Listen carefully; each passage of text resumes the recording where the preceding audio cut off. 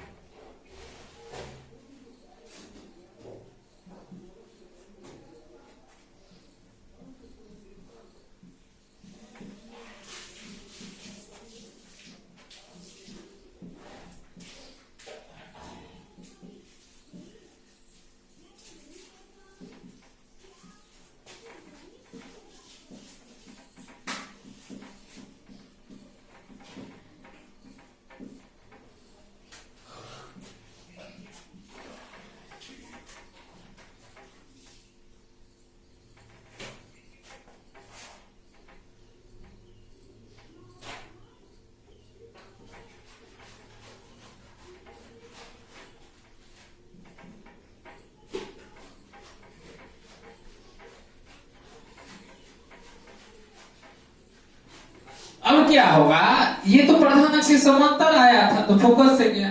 अब उसी का विपरीत है, उल्टा है कि फोकस से आएगा तो प्रधान अक्ष के समांतर जाएगा।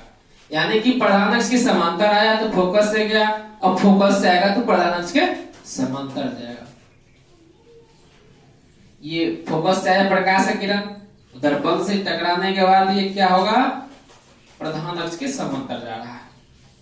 यही कंडीशन है उत्तल दर्पण के लिए भी।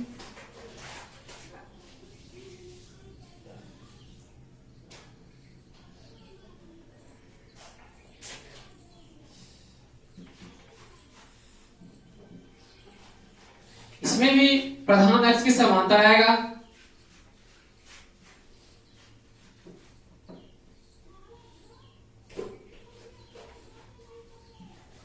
प्रकाश की किरण नहीं, ये जो है फोकस से आएगा। इधर लग रहा है कि फोकस से आ रहा है, तो ये दर्पण से टकराने के बाद प्रधान अक्ष के समांतर चले जाएगा।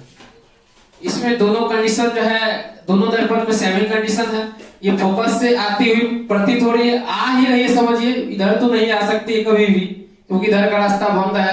तो यहां से टकराने के बाद ये प्रधान अक्ष से समांतर लौट जाएगी इधर।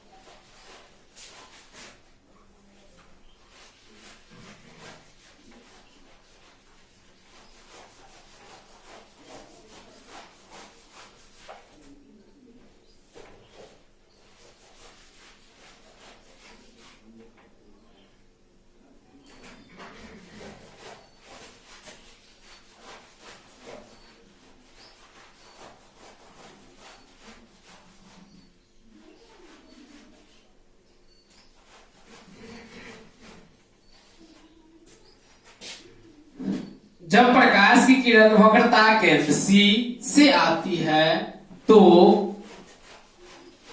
दर्पण से परावर्तन के बाद अपने ही पथ पर लौट जाते हैं। ये C से आई और अपने ही पथ पर लौट गई। यहां भी देखिए C से ही आ रही है, लग रहा है कि C से ही आ रही है और अपने ही पथ पे लौट रही है। ये ऐसा क्यों होता है? देखिए ये गोलीय दर्पण जो जिस गोला का हम बनाते हैं उसके केंद्र को ही C कहते हैं। तो C से ये परिधि जो होता है गोला का, परिधि पे कहीं भी अगर रेखा खींचते, लाइन खींचते हैं तो वो परिधि से 90 डिग्री का कोण बना। ये जो किरण आई है तो कितना का कोण बना रही है? 90 डिग्री का कोण बना रही है। तो जब नॉर्मली 90 डिग्री के एंगल से 90 डिग्री कोण से प्रकाश की किरण दर्पण पे आएगी तो अपने ही पथ पर लौट जाएगी। इसमें भी वही बात है, ये C से ही आ रही है, ये भी क्या होगा? 90 डिग्री का कोण बना रहा है, क्योंकि ये देखिए C से ही रेखा इसी को बढ़ा है। इधर भी 90 डिग्री का बनाएगा, इधर भी 90 डिग्री का कोण बनाएगा। तो जब नॉर्मली आता है, लंबवत आता है तो अपने ही पथ पर लौट जाता है। ये सारे किरण आरेख को आपको जो है याद रखना पड़ेगा। फिर लास्ट है आपका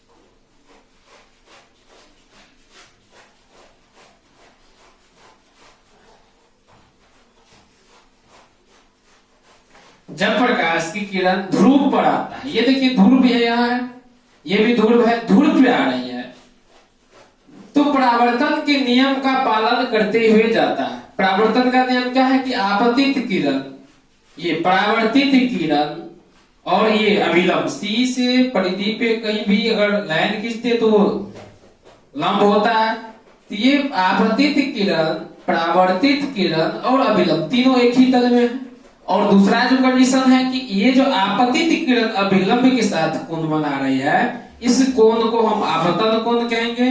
परावर्तित किरण अभिलंब के साथ जो कोण बना रही है, इस कोण को हम परावर्तन कोण कहेंगे। तो दूसरा जो नियम है परावर्तन का वो है कि आपतन कोण परावर्तन कोण हमेशा क्या होता है? बराबर होता है। तो ये दोनों कंडीशन को देखिए फुलफिल कर रहा है। तो जब प्रकाश की किरण ध्रुव पर आता है तो परावर्तन के नियम का पालन करते हुए जाता है। किरण आरेख आपका ये खत्म हुआ।